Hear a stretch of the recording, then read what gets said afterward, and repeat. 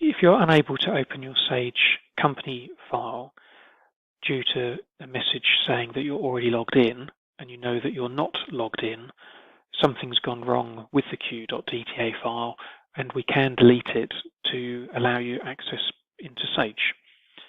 There are some precautions before carrying out this process, which is that you really do need to be sure that you're not logged in, and you also need to be sure that none of your colleagues are logged in, otherwise you may cause data corruption. So we simply select the company that we're having a problem with. We press Open Folder Location.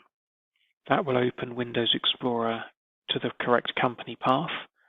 We then explore the ACC Data folder.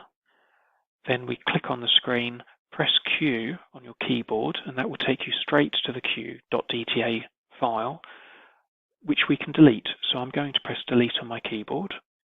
That's deleted the Q file, which holds the names of the people logged into Sage. We can close Windows Explorer, and then we can open Sage as normal, and it will now let us in.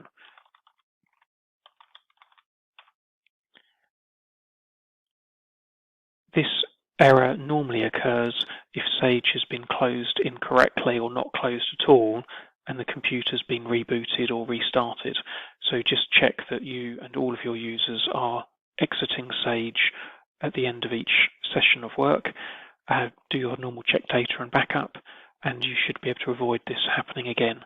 If it does happen again and you don't know why, please do contact us through our service desk portal or email or phone, and we will help you troubleshoot and prevent it from happening again. Thank you.